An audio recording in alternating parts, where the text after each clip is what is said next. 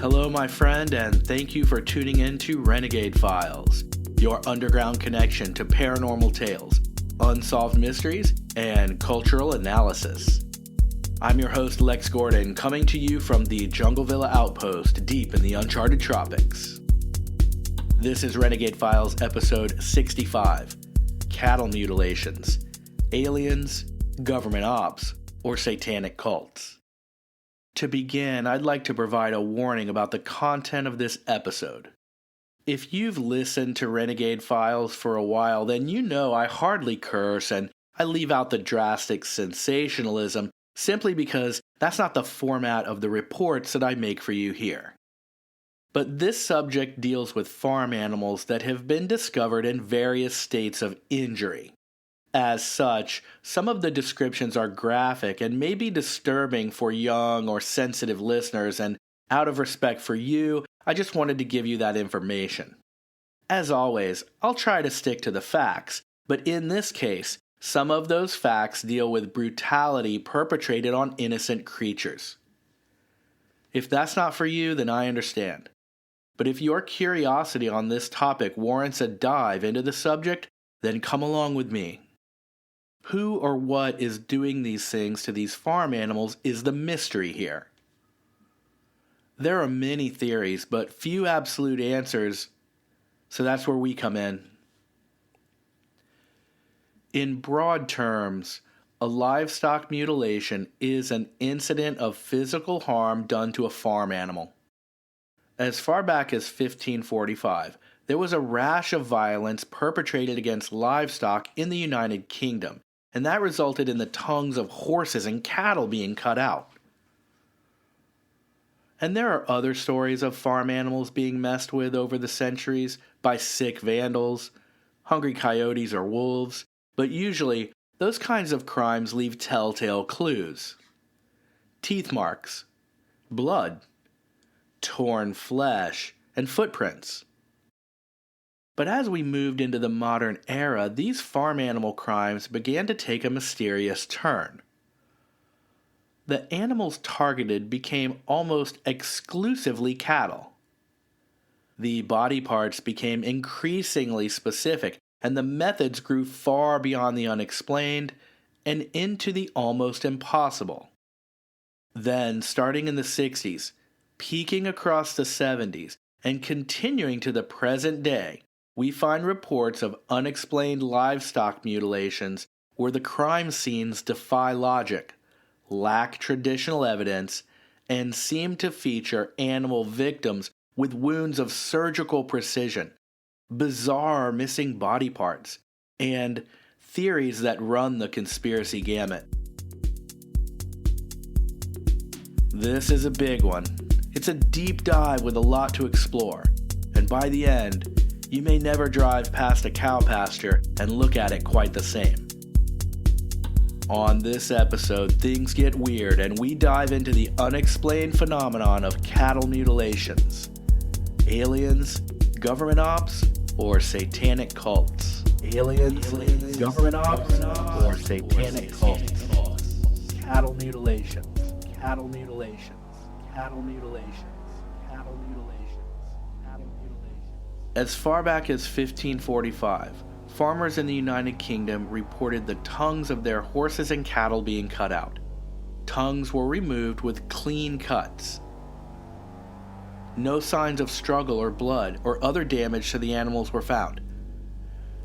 This was partly addressed with a law called the 1723 Waltham Black Act, which was designed to stop poachers and rural vandals. Anyone caught maiming farm animals could, according to the law, be hung if convicted. But it isn't the case that enough people would decide to maim or harm farm horses or cows to result in a law being passed, especially back in the 1500s. The speculated reasons for the mutilations ranged from disgruntled farm workers to psychosis or combinations of the two, but few people were ever actually caught harming farm animals. The 1723 Waltham Black Act was mainly created to protect wealthy landowners from poaching which in many cases simply involved a poor person hunting for food. But the ins and outs of that law and the politics of those on both sides gets extremely complex. For example, if you were accused of poaching, you had 40 days to turn yourself in. If you failed to do so in that time, you were judged guilty and executed. Therefore, if you were accused of a poaching offense that had happened more than 40 days ago, you were just automatically assumed guilty and executed. If you lived in a village and didn't turn in a poacher, also executed. Eventually, the law was expanded to cover not just poaching, but 200 offenses. For example, not only was burning a landowner's hay a crime, but threatening to burn his hay was a crime. Have a few beers and say you'd like to burn that guy's hay, straight to jail. At the time, it was believed that the poachers were Jacobites, who were a political movement that supported the restoration of the senior line of the House of Stuart to the British throne. So the whole thing turned political. In the midst of all of this, cattle started turning up mutilated, and the poachers, by extension the Jacobites, were blamed for it. But I couldn't find any cases of someone being caught surgically removing a cow tongue in that time. It's all mostly guys hunting deer or raising a toast to the wrong king who were convicted. Yeah, that happened. It was March 1723, when Philip Carroll was arrested by the government for drinking a toast to James F.E. Stewart, who was the son of King James VII. But anyway, let's get back on track here. The point is that much is made about the fact that as early as the mid-1500s, a law was passed to stop people from mutilating cattle in England. And cattle mutilation debunkers claim that it was disgruntled farmhands or political rebels who mutilated the cows in protest, and that's why the law was passed. But the fact that no one was ever arrested for mutilating a cow, and that the whole thing was a politically motivated way to protect rich landowners from poor hunters, while casting a political enemy as the villain, puts the real culprits of the cattle mutilations back into the mystery category. Fast forward to the modern world and we come to the OG American livestock mutilation mystery with the horse known as Lady. On September 9, 1967, Agnes King and her son Harry reported finding a dead body of their 3-year-old horse, Lady. Some early reports incorrectly called the horse Snippy. The horse's head and neck had been skinned to the bone, and across the body were cuts that King described as very precise. No blood was at the scene, and a strong medicinal odor filled the air. This was reported in a local paper, and from there, that story received nationwide coverage. The sheriff said the horse was probably killed by a lightning strike, but he never visited the site. Some college kids confessed to shooting the horse, but this wasn't widely reported until 2014 in Christopher O'Brien's book, Stalking the Herd. On June 14, 1973, a 700-pound cow was found dead on the Ray Visner farm near Munden, Kansas. Its right ear had been removed and its right rear quarter butchered. The Republic County Sheriff said the death was not the work of predators. 2 weeks later, on June 18th, a second cow was found on the Lowell Darcy farm 20 miles away. This cow's right ear also removed. On August 9th, a third butchered cow was found, this one in South County, a fourth later that month, all of them with the right ear removed. 2 months later, on October 25th, 3 cows in Harvey County were discovered with their sex organs removed. The organs were cut perfectly clean, with no signs of blood, and no animal tracks were found. Some, once again, suggested common predators, but according to the ranchers, absolutely not. All in all, in the 1973 Kansas wave of cattle mutilations, 40 cows were found dead with unexplained surgical violations. The Kansas Brand Commissioner's Office determined that most of the deaths and removal of sex organs were the result of natural causes, including predators, but ranchers and large animal vets who inspected the animals vocally disagreed with this conclusion.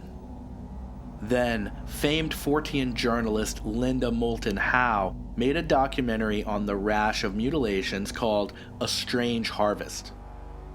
I'll link to an archived version of the documentary in the Dark Intel files for the awesome Renegade Files agents on Patreon. This documentary was made in 1980, and it's a bit dated as far as pixels and jazzy soundtrack, but the information is good. She actually won an Emmy for the documentary.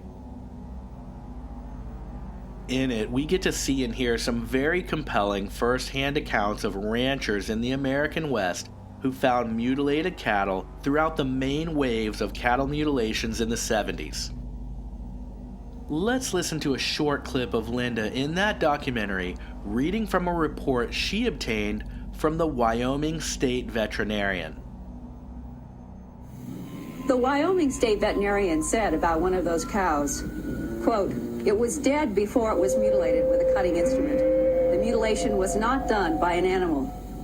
And in a Carpenter, Wyoming case, the veterinarian wrote in his necropsy report, "Right front and rear mammary glands missing, left front and rear teats missing, vulvular area missing approximately 5 inches into pelvis, leaving rectum intact, hole in center of skull, approximately 2 millimeters in diameter on the surface of the skull and 1 millimeter in diameter on the inside of the skull. No evidence of gunshot. Cause of death, possible injection of material into brain with unknown object. Lab analysis found nothing. Who or what is killing and mutilating these animals, and why?"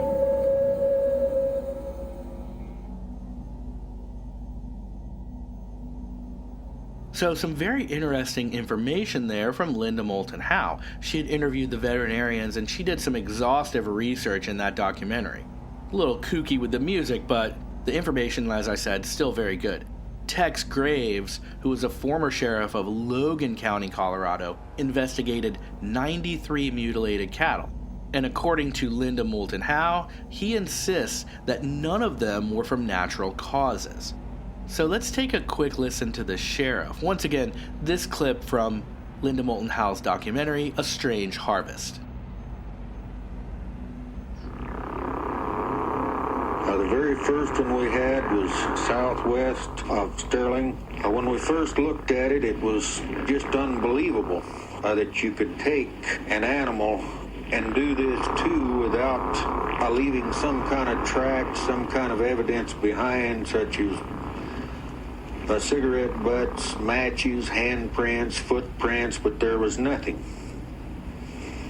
The animal looked almost horrible, and it was something that I didn't really want to believe then. And there was, we probably had 5 or 6 others before I really did believe something strange was going on. We had one up north where we believed the animal was paralyzed and was alive when it was being mutilated. An eye and an ear, the tongue, the rectal area was taken out, but the animal dug a hole with its head, but none of the other parts of the body moved, not even the legs. Okay, so there you have it. Tex Graves, sheriff of Logan County, Colorado at the time, who investigated 93 cattle mutilations and firmly was convinced that this wasn't natural causes or predators. He was at a loss.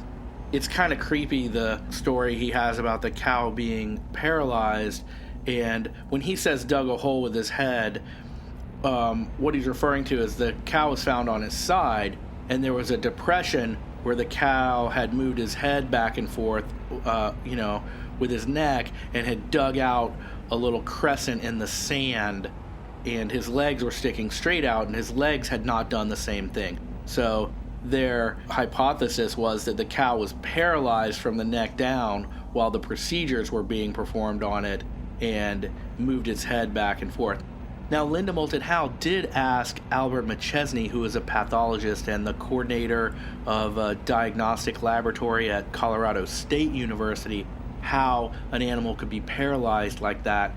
And his answer was it was possible that the animal had just died of natural causes, and much like a snake that's been killed that might continue to move, that in the last death rattle, the animal's nerves acted out, and even though the beast was dying, that he sort of, in the throes of that death, dug the trench with his head. But when you look at the photograph of it, that isn't what it looks like at all.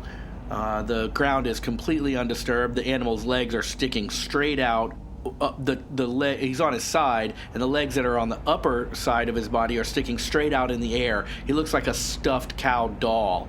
And when you see the head, it's obvious that the head moved back and forth for quite a time to dig the depression that's under it there. It's creepy, and you feel terrible for the cow. So anyway, that's some expert testimony, and we're just going to move on from here. Now, we could go on and on, but there's no reason to list all the cattle mutilations. There's hundreds of them. Basically, the starting point here is that for as long as we've been keeping records, there have been cases of unexplained animal deaths with strange mutilations performed on livestock, mostly cattle, and it seems like the easiest explanations, so wolves or lightning or natural death, and then the tongues being eaten by flies or whatever, are usually offered by news people or law enforcement that really aren't involved, and those with the most experience raising cattle and dealing with all of those things that do kill and eat and scavenge cattle. So the ranchers and the cowboys on the range, the local sheriff who's investigated a bunch of these cases, almost unanimously, those people say, no, this is not predators or decay. We don't know what it is, but it is not that. And that's what makes this such a compelling mystery in the first place. It would be different if we were finding a bunch of mutilated cattle and 99% of the people involved said, yes, a coyote did this and then flies did that, or whatever the case may be. And then you had one or two people who maybe were on the fringe saying, must have been aliens that did that to that cow. But that is not the case. What we have here is that anybody who investigates these things firsthand, especially those with experience with livestock and experience with the predators that come with livestock, most of those people, the vast majority of them, say, no, this is not natural, this is not predators, something unusual is happening here. The people that say it's natural and there's nothing to worry about are those that are far removed and never visit the scene. That's the majority of the cases here, and it makes it a compelling mystery. For some reason, these things seem to happen in waves and in concentrated locations, with the cattle mutilation heyday being in the American West from the early 1970s through the early 1980s. But there are still cases right up to today. A CNN article from 2023 reports that 6 cows were found dead and mutilated along a state highway in east central Texas. Ranchers in Madison County found a 6-year-old cow with its tongue removed in a straight, clean cut with apparent precision and no blood spilled. A section of the hide around the cow's mouth was removed on one side. While deputies were looking into that case, they found 5 other cows, each mutilated in a similar fashion, each from a different pasture and herd, and found at different locations but along the same area. 2 of the cows also had circular cuts that had removed both the anus and the external genitalia. According to the sheriff's office report, the circular cuts were made with the same precision as the cuts noted around the jaw lines of each cow. There were no signs of struggle or blood, and no footprints or tire tracks in the area around any of the cows. Another strange fact is that neither predators nor birds scavenged the remains. leaving the bodies to decay untouched for several weeks. The cause of death of all 6 cows remains unknown, the sheriff's office said, and they're asking for anyone with information to come forward. And this was in the spring of 2023. Now, as I said, we won't go over a long list of cattle mutilations simply because there are so many, and after a while, they all start to sound the same. But I do think it's important to take a look at the levels and multitudes of various investigations as they relate to some of the cattle incident waves, just to get a full appreciation for the scope of this phenomenon. After that, we'll get into some of the more paranormal theories and ideas surrounding the topic. So let's keep on trucking. From about 1973 to 1980, hundreds of cattle were found mutilated in unexplained ways on the ranches of the American West. These cases perplexed local farmers and law enforcement, and it became such a problem that the cases routinely found their way into the nightly news. In January 1975, the Minnesota field office of the ATF, headed by Agent Donald Flicklinger, launched their own investigation to the phenomenon. And I think his name is Flickinger. May have pronounced that wrong. Flickinger was tasked with investigating the possible connections between cults and the mutilation of cattle. We'll get deeper into the cult thing later, so stay tuned.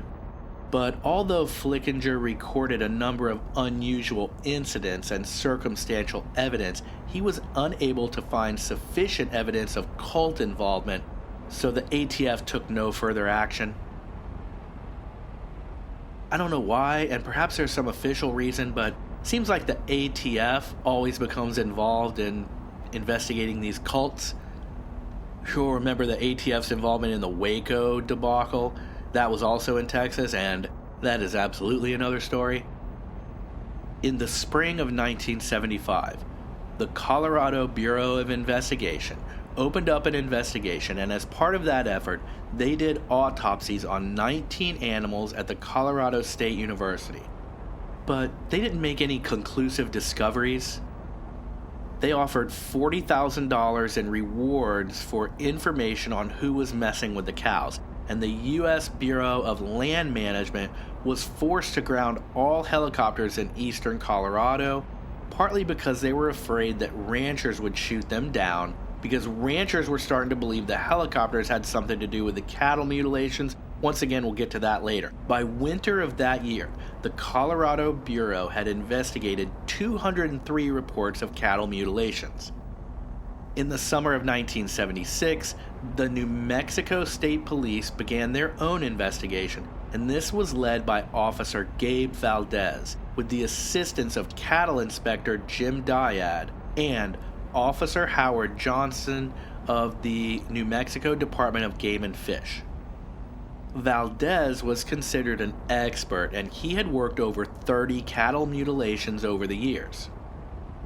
Valdez started working with a scientist from Sandia National Laboratories named Howard Burgess.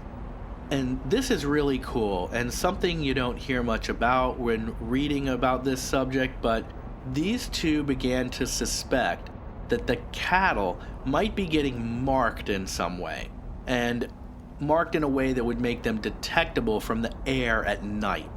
Following this hunch, Burgess and Valdez inspected one of the large herds and actually found 5 animals that had been marked with an unknown chemical that lit up with bright fluorescence underneath ultraviolet light.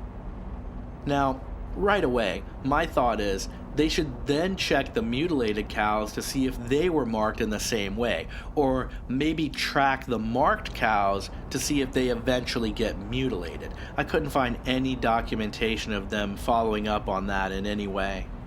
But Valdez did also find evidence that some mutilated animals had been tranquilized and treated with an anticoagulant prior to their mutilation. He also believed that the surgical techniques being used on the mutilations were becoming more professional over time, more technically proficient. But in the end, the officers in charge were unable to determine any responsibility or even motive.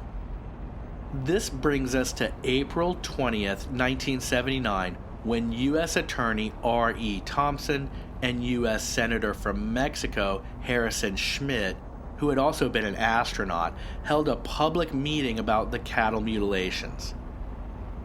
The meeting was attended by about 80 people. Thompson and Schmitt were both vocal proponents of further investigation into what was causing the cattle mutilations, and this hearing was their way of starting a dialogue on the subject. Then, just a month later, in May of '79, we come to the Rommel investigation, and that's ROMMEL. The situation was that a few senators had tried to get the FBI to investigate these unexplained mutilations, but because it didn't seem like any crime or criminal was ever crossing state lines, the FBI had no authority, and I guess more importantly, no interest in conducting a full investigation. So the New Mexico District Attorney's Office hired recently retired FBI agent Kenneth Rommel and funded his investigation into the phenomenon, and this project had 5 key objectives. Number 1, gather as much information as possible about the cases reported in New Mexico prior to May 1979. Number 2, determine the cause of as many mutilations as possible, especially those reported in New Mexico.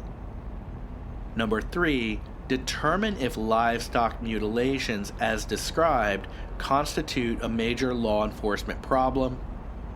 Number 4, if these mutilations do constitute a major law enforcement problem, to determine the scope of the problem and to offer recommendations on how to deal with it. And number 5, if it is shown that the mutilation phenomenon is not a law enforcement problem, to recommend that no further law enforcement investigations be funded. Now, that all sounds very bureaucratic, but not nearly so much as the actual results of their efforts. Rommel's final report, released in June 1980, was 297 pages long. In the report's introduction, Rommel stated, according to some estimates, by 1979, 10,000 head of cattle have been mysteriously mutilated.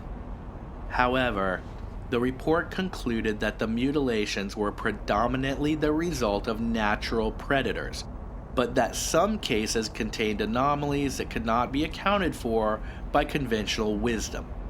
The FBI was unable to identify any individuals responsible for the mutilations. Details of the investigation are now available under the Freedom of Information Act.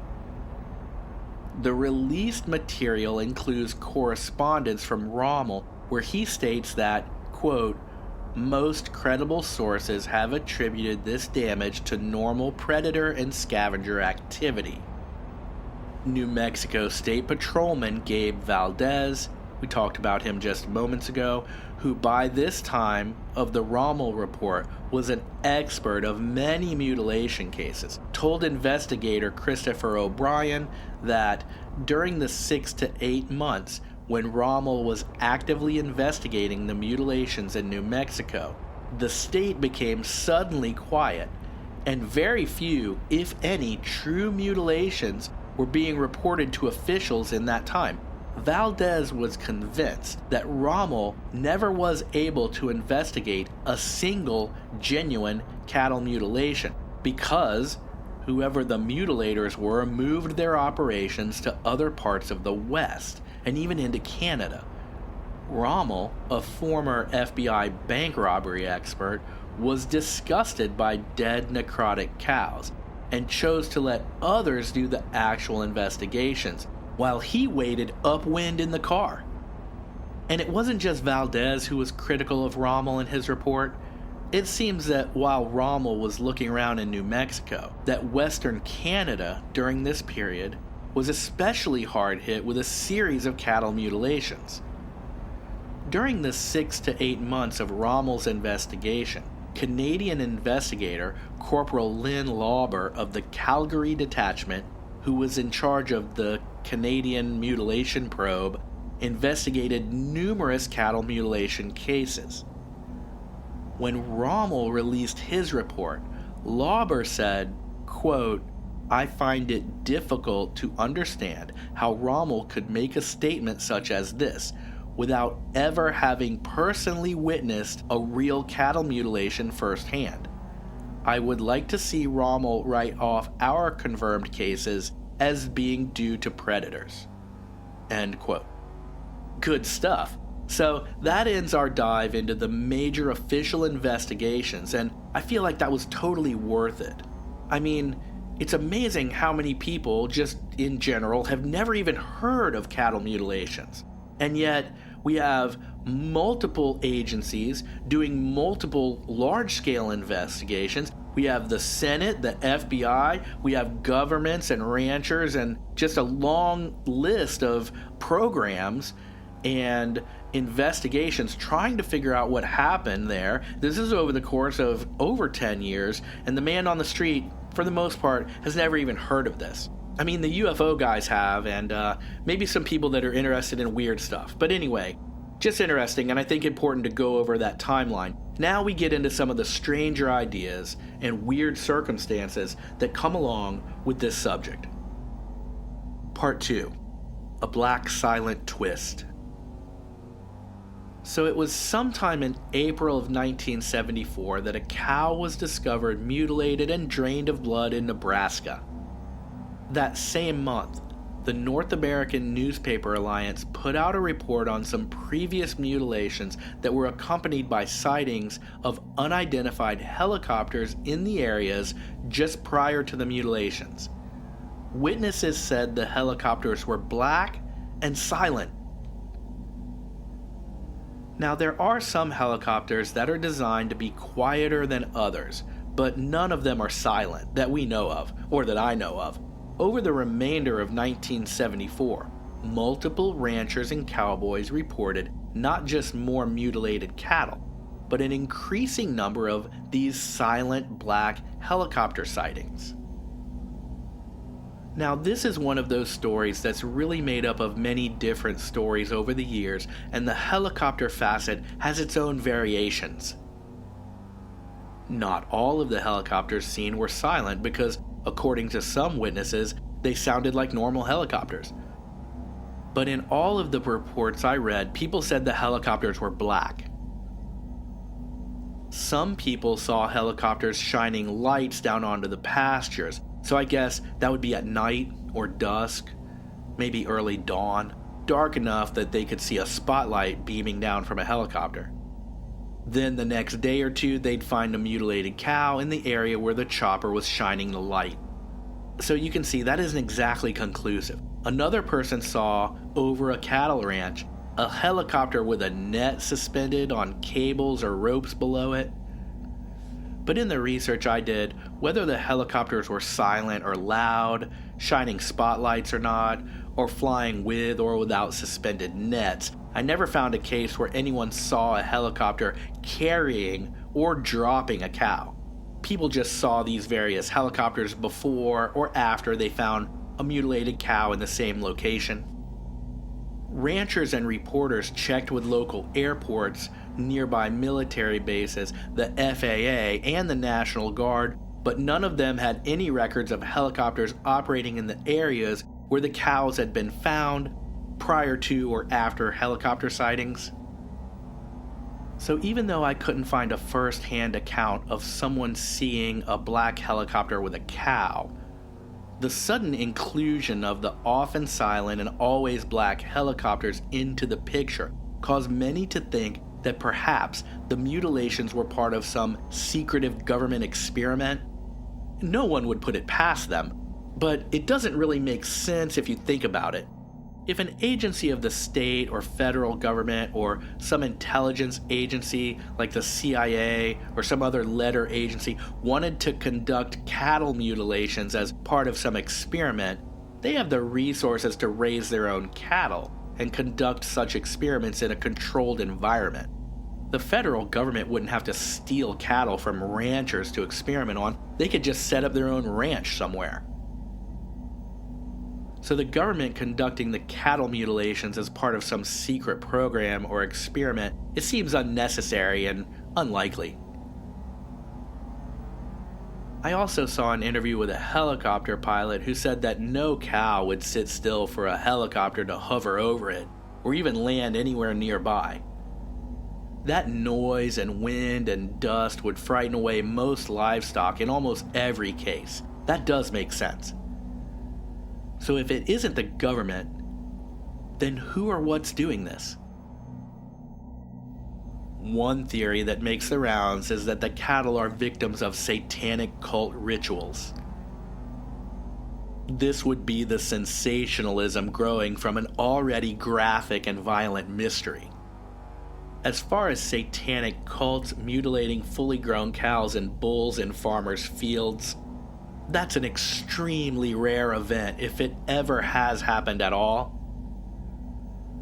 According to a tweet from the official account of the Church of Satan, and who doesn't follow them there, they say, quote, "Satanism forbids harming animals, and as an atheistic religion, we don't believe there is anything to make a sacrifice to." It seems like the cattle mutilations came along at the perfect time to get wrapped up in what we now call the Satanic Panic of the 80s. The cattle mutilations that made national news first did so at the tail end of the 60s and persisted across the 70s into the 80s. At the same time, there were 3 influential Hollywood films that came out in that era as well. Rosemary's Baby in 1968, The Exorcist in 1973, and The Omen in 1976.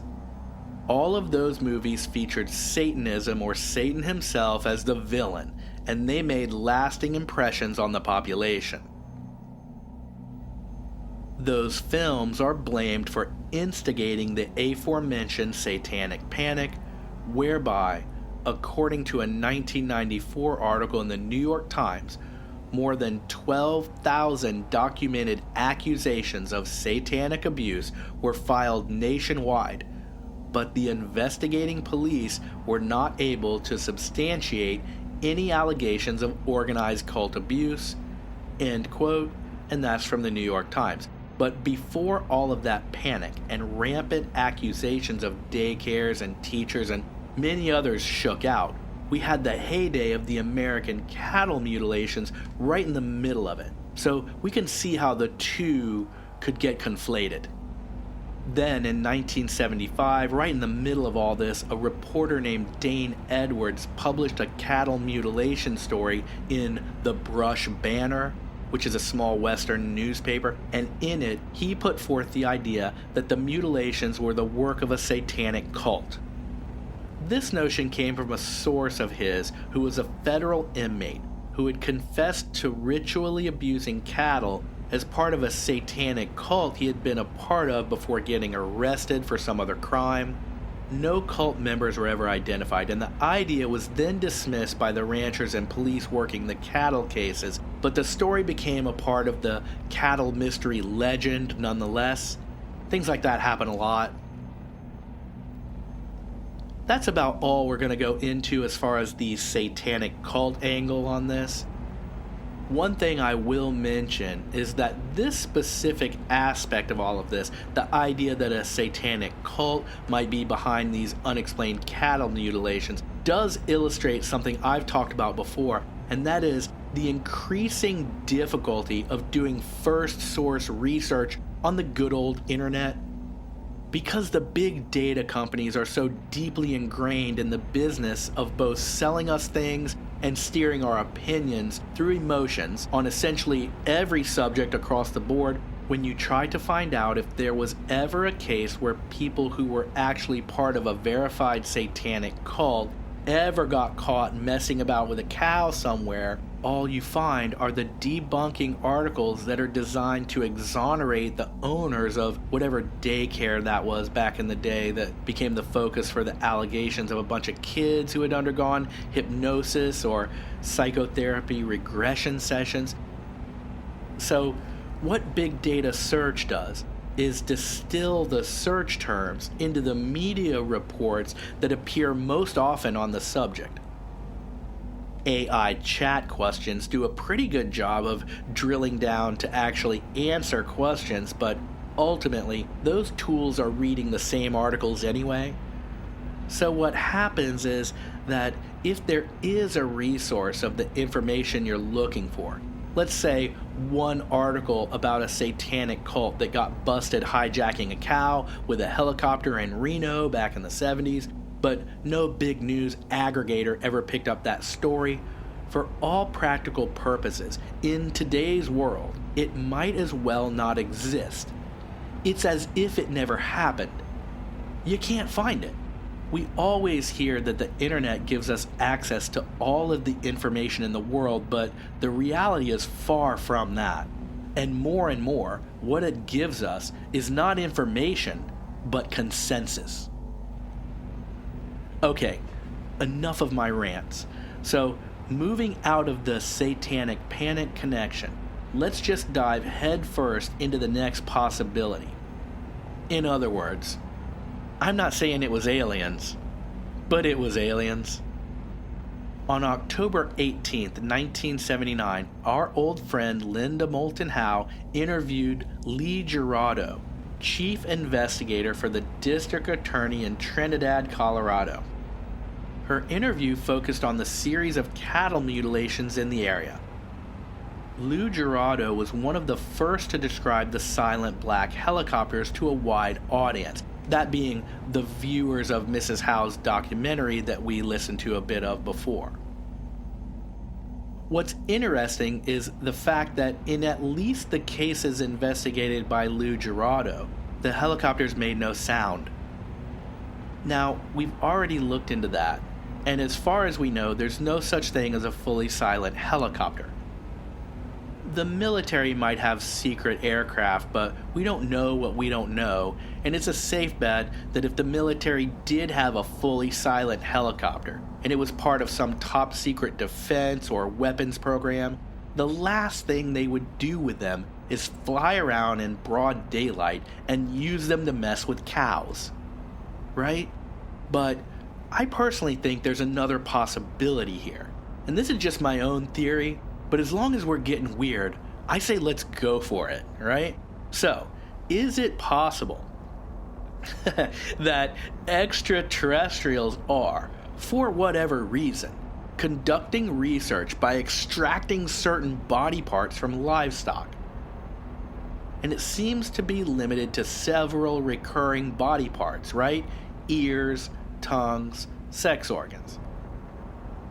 And there has been quite a bit of discussion among UFO researchers over the years that points to the fact that because cattle live outdoors, consume living vegetation, and drink water from the land, that they would make a very good subject for conducting experiments designed to assess the general health of the environment. This would make them like the bovine canaries in the coal mine, so to speak. Think of my hypothesis of what I have called terrarium Earth, which is the idea that extraterrestrials seeded Earth with plants and animals and humans at some point and are periodically checking in on the garden, testing certain things about how cows are responding to the air, the land, and the water might be a solid source of data for an extraterrestrial cultivator of a living planet. Or even just a curious alien onlooker who stumbled upon such a planet. Now, I'm not saying I'm the first one to come up with that idea. I think I'm the first person to call it terrarium Earth. But anyway, all of this has been said before, and I mentioned that I do have my own theory. So here it is. Maybe the silent helicopters are actually disguised UFOs, cloaked in some form of hologram camouflage to make them look like something we would recognize. Something that can hover. Something that can survey and still look relatively normal to someone seeing it from a distance. We have heard countless reports of people seeing UFOs that are silent. The Phoenix Lights UFO was silent, and that was seen by over 10,000 people. Go back and check out our Phoenix Lights UFO incident episode. It was one of my favorites. And hundreds of others. In fact, for all of their wild variation, silent flight is one of the few common denominators when it comes to credible UFO sightings.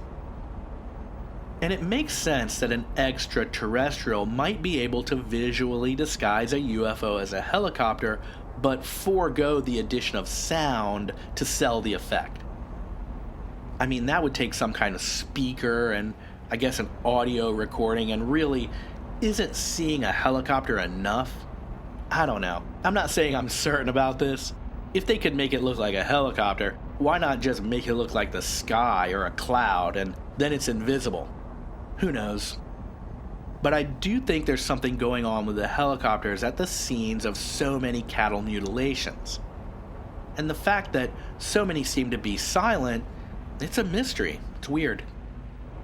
In addition to silent helicopters, people have also seen other unexplained objects at the times and locations of cattle mutilations. Many have reported lights in the night skies prior to finding mutilated cattle the following day, whether they saw a helicopter or not, and others have seen more of what we would call, in the UFO researcher community, nuts and bolts crafts. One story comes to us from Wyoming cattle rancher Pat McGuire, who is a third-generation Wyoming cowboy and cattleman. While tending cattle on his ranch one Sunday afternoon, Pat and his cousin Mark Murphy found a dead cow with its nose, tongue, and sex organs removed. The following evening, the two men were checking the same area at sunset, and as the sky grew darker and they headed back home, they spotted what at first they thought was a star, until it immediately grew larger in appearance and seemed to be moving closer. They stopped the truck to watch the object, and it flew over them, then down the slope of a nearby ridge. By comparing the known height of the ridge with the object, the men estimated the craft to be 300 feet in diameter. It was round, saucer-shaped, and initially appeared to emanate a white light, but as it grew closer, the color changed to a deep orange. Pat said that it was the entire craft that glowed orange, as opposed to singular lights here and there on the surface. This is interesting because we know that many UFO sightings involve this deep orange color. Orange spheres are a common UFO form. The men heard a cow bawling or mooing or whatever they call it when a cow makes a bunch of howling noises, and they thought the craft was taking the cow that they had heard crying out, but from their position they never saw the cow. The next morning they went down to that area and they found no cow, dead or otherwise. The only thing they found was a calf wandering around alone, and the men knew which cow had been the newly born calf's mother. So they searched for that, but they never found her. Pat McGuire believes the UFO they saw abducted the mother cow. So for all of the various animals that have been found, and the strange objects in the skies at the time before or after these mutilations, no one seems to have any undisputed answer as to what's going on here. An article from NPR titled "Not One Drop of Blood" describes some of the investigations of Harney County, Oregon Sheriff Deputy Dan Jenkins, who, like others, has no definitive answers for what is causing the mutilations, but Jenkins is convinced of what is not doing it. He believes it's clear that it is not bears, wolves, cougars, or poisonous plants, and that none of the mutilated animals he has investigated have been shot or killed by human hands as far as he can tell. This leads us to the final segment in this case, and if this subject has not been strange enough already, buckle up, because we're about to dig deep into the good stuff.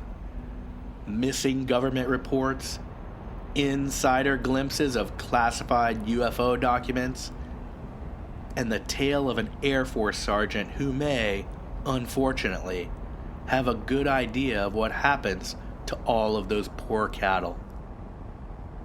Part 3. Has there ever been a human case? Now, I've gone through a lengthy process of research on that question, and I keep coming back to one UFO document of legend and two men who claim to have seen it.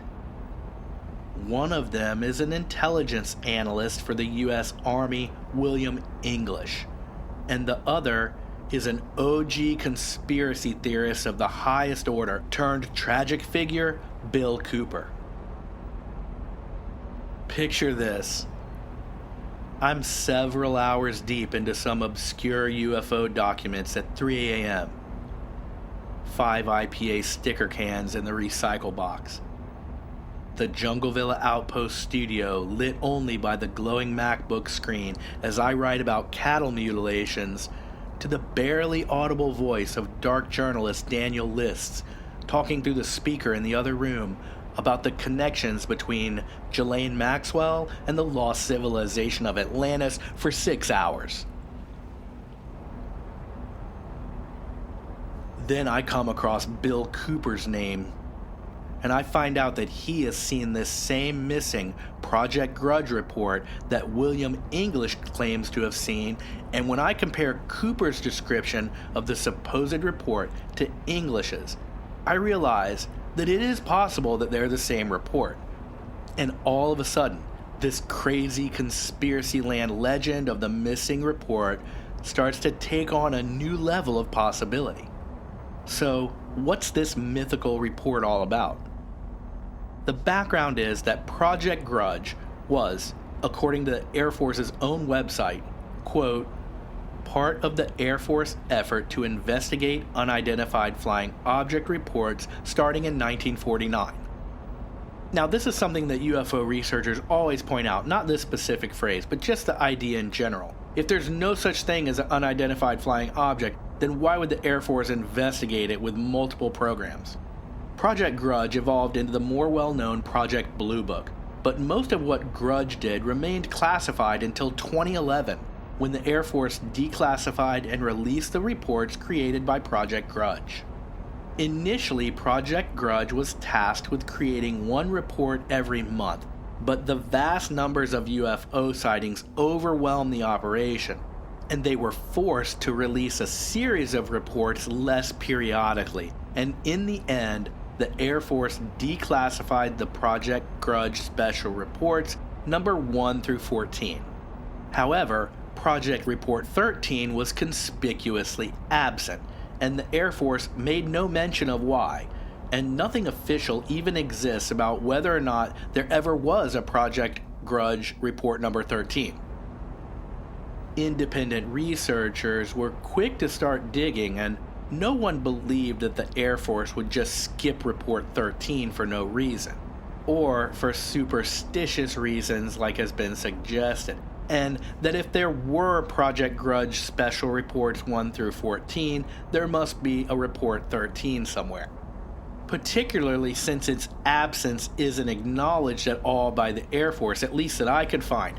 While it is possible that the number 13 was just skipped by accident somehow, like a typo or something when they were drafting Report 14 and they just numbered it wrong, but if that was the case, many believe they'd just say so. Bill English was part of the U.S. Army Special Forces in Vietnam. At one point, his unit was sent into the jungle to recover what they thought was a downed B-52 aircraft. We talked about that incident in Renegade Files episode 18, UFOs in the Vietnam War. So check it out. Or share it with a friend if you listened to it and liked it. That's Renegade Files episode 18, UFOs in the Vietnam War. The B-52 they found was fully intact on the jungle floor with no visible damage to the aircraft and no broken branches or trees in the vicinity. It was as if the large plane had been carefully placed on the jungle floor by giant hands. Inside the aircraft, they found the crew, still in their flight gear, and still strapped into their seats, all dead. Their tongues had been removed, as well as their eyes, and geometrical sections of their face skin, which had been removed down to what Bill English described as white bone with no signs of blood. In an interview, he likened the surgical mutilations to the cattle mutilations we're now all familiar with. This would have been sometime between 1969 and 1971. So English retires from the army and moves to a base in England where his wife becomes a teacher for the kids of military service personnel stationed there.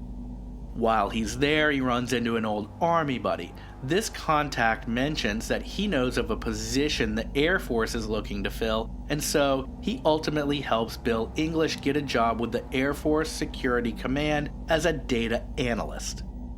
Bill English was working at MOD Chicksands, which is a tri-service British Armed Forces facility in Bedfordshire, approximately 35 miles north of London, where much of what they do is monitor large radar arrays and radio telescopes as part of military security. The facility received various intelligence from other sources as well.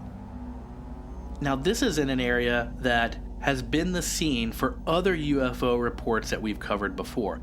Bill English's job was to analyze and interpret the data.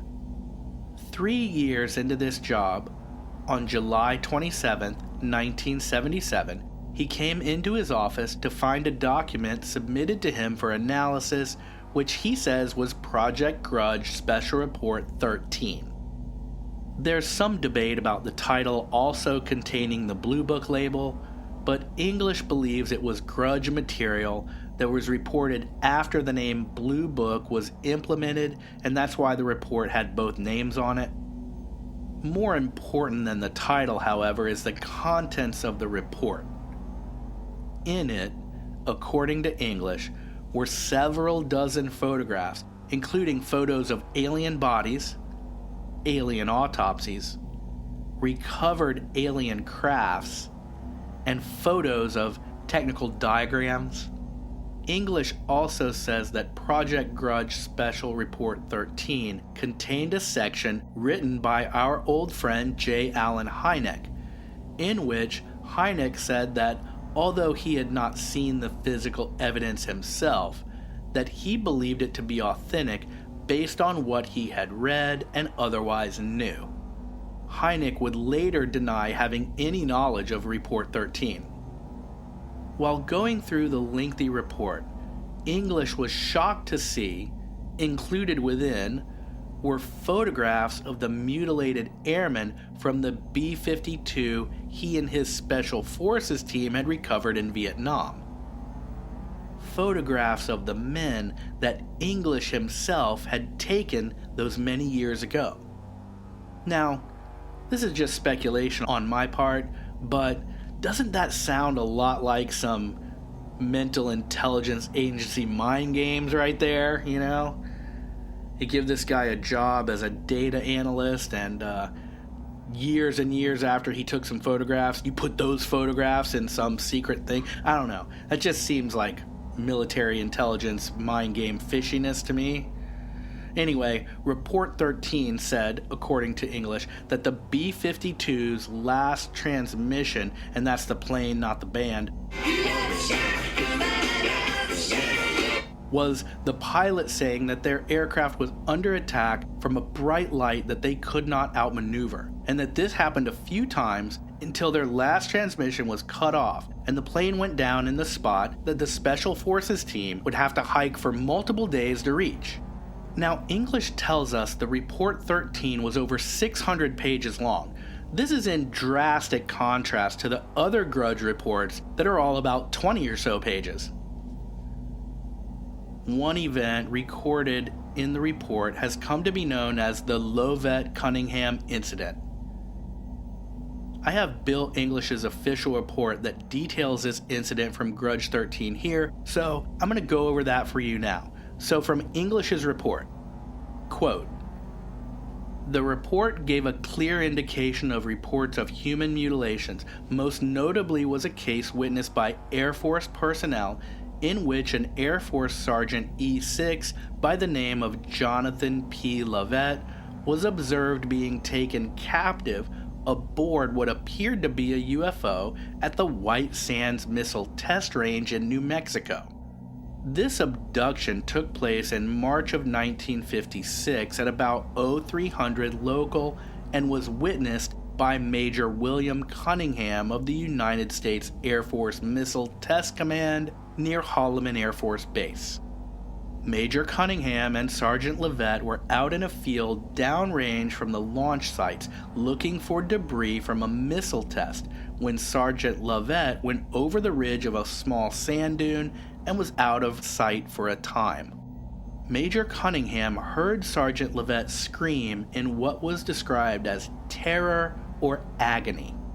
The major, thinking the sergeant had been bitten by a snake or something, ran over the crest of the dune and saw Sergeant Lovett being dragged into what appeared to him and was described as being a silvery disc-like object which hovered in the air approximately 15 to 20 feet.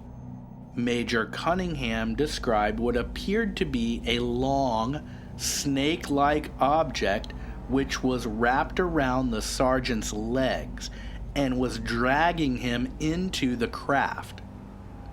Major Cunningham admittedly froze as the sergeant was dragged inside the disc and observed the disc going up into the sky very quickly. Major Cunningham got on the Jeep radio and reported the incident to Missile Control, whereupon Missile Control confirmed a radar sighting. Search parties went out into the field looking for Sergeant Lovett. Major Cunningham's report was taken and he was admitted to the White Sands Base dispensary for observation. The search for Sergeant Lovett was continued for 3 days, at the end of which his nude body was found approximately 10 miles downrange. The body had been mutilated, the tongue had been removed from the lower portion of the jaw. An incision had been made just under the tip of the chin and extended all the way back to the esophagus and larynx. He had been emasculated and his eyes had been removed. Also, his anus had been removed, and there were comments in the report on the apparent surgical skill of these removals of these items, including the genitalia. The report commented that the anus and genitalia had been removed as though through a plug, which in the case of the anus extended all the way up to the colon. There was no sign of blood within the system. The initial autopsy report confirmed that the system had been completely drained of blood and that there was no vascular collapse due to death by bleeding. Sub-comment was added that this was unusual because anybody who dies or has complete loss of blood, there is vascular collapse. Also noted was that when the body was found, there were a number of dead predatory-type birds within the area who had apparently died after trying to partake of the sergeant's body. There were a number of extremely grisly black and white photos.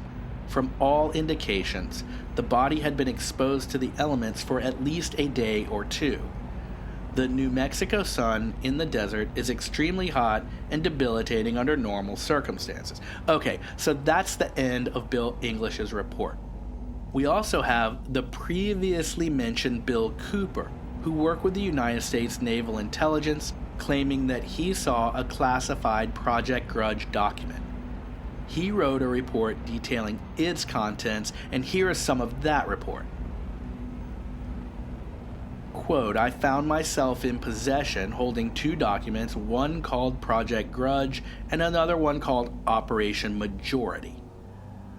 Project Grudge contained the history of alien involvement since around 1936, and it began talking about Germany's involvement with a crashed disk that they had recovered in 1936 and were attempting to duplicate technology. In Project Grudge, I, William Cooper, saw photographs of these dead aliens and of the craft. I saw photographs of live aliens. I saw photographs of autopsies, of internal organs. I saw photographs of the alien designated EB, who was held in captivity from 1949 until June the 2nd, 1952, when he died. I saw the history of what they had been able to put together at that time, from incidents in the 1800s that involved aliens and their craft. Bill Cooper, so that's the end of Bill's report. So Bill Cooper also spoke at great length about Project Grudge Special Report 13, and he fully believed it was the same document that Bill English had analyzed. I want to do a full episode on Bill Cooper, so let's commit to that right now. Tragic figure, and he ultimately believed that much of the information he had been given was deliberate misinformation, but his story is twisted. We'll get into it someday. Okay. I also want to apologize for the long gap between this and the previous Renegade Files episode, and I'll keep this short and sweet, but on May 19th, while I was attending the Cocoa Beach offshore powerboat races, I got the worst cold I've ever had in my life, and it lasted for a full 18 days without relief. I could hardly speak. I would be exhausted from walking to the mailbox, and essentially slept and felt horrible for the entire time. This podcast is a one-man show, and when I'm out, the work stops. Now, for this reason, I've had to explain gaps in the episodes before, and to be honest, excuses just aren't my style. So this will be the last time I try to explain such an issue, if there ever is one in the future. Just rest assured that I'm always working as hard as I can to make as many episodes as I can for you, and as long as I can do them at the level of quality of information, research, and production that I enjoy creating and you deserve and enjoy listening to. If there aren't 2 or 3 episodes a month, as is my goal, there's a reason, and a new episode is always on the way as soon as humanly possible on my end. And I won't bore you with the reasons from now on, if on the rare occasion I can't get done what I plan to do for you, and that's the best I can do, so thanks for your patience. If you want to help me make Renegade Files my full-time job, like I've been working toward as hard as I can for 2.5 years at this point, then you can do so for $5 a month by becoming an RFA agent on patreon.com/renegadefiles, a link in the show notes. And for that, you get bonus episodes and tons of cool Patreon-only content. You can try it for free for a whole week. It literally takes seconds. You can also stop at any time, and you can join the super cool people who support this show there already. A tiny, virtually unnoticeable amount adds up with the tiny amounts from others, and it makes a huge difference to me as an independent content creator trying to make his way in the universe by doing something cool for us all to enjoy. If you want to support that, just tap the link in the show notes to patreon.com/renegadefiles, and I can't wait to see you in there, and thank you so much. My summary. The cattle mutilation phenomenon is a truly unsolved mystery of the highest order. Bizarre removal of body parts without blood and with surgical precision have been recorded on hundreds of cattle for decades. And these strange occurrences even stretch back into ancient history. No one seems to have an answer. The people who study this from a distance say it's just wolves or flies, but the lifelong ranchers and cowboys say otherwise. Even vets say otherwise. Cattle mutilations seem to happen in waves and in concentrated areas, and in conjunction with many of the discovered animals, people report seeing silent black helicopters and even full-blown nuts and bolts flying saucers of the classic variety. An unverified government document of UFO researcher Legend is said to report this same phenomenon being performed on some very unlucky humans. And as recently as 2023, a rash of new cattle mutilations has made its way into what's left of the ink and paper newspapers of the world. I guess the online news too. If I had to get off the pasture fence on this one, I'd say I do not think it's satanic cults or government experiments. I also don't think it's wolves, coyotes, or blowflies.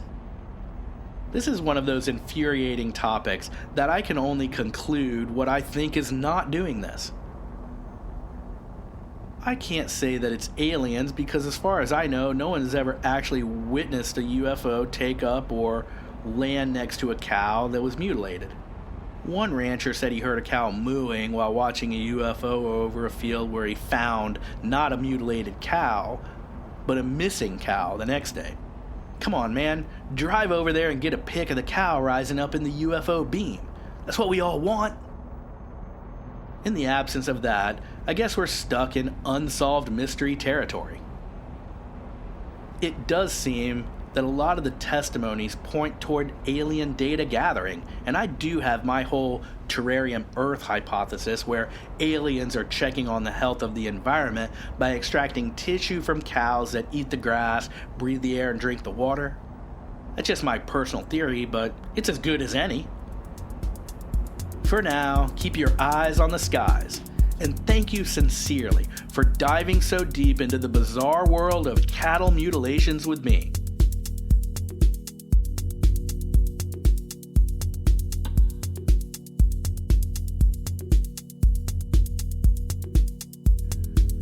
Subscribe or follow the show now, so together we can meet here next time and explore the deepest covert stories where logic clashes with the official narrative.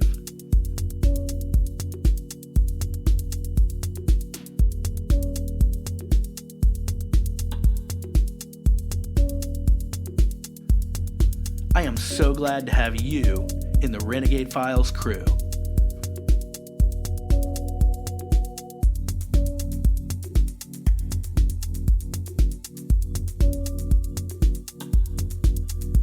Until our next adventure, I'm your host, Lex Gordon.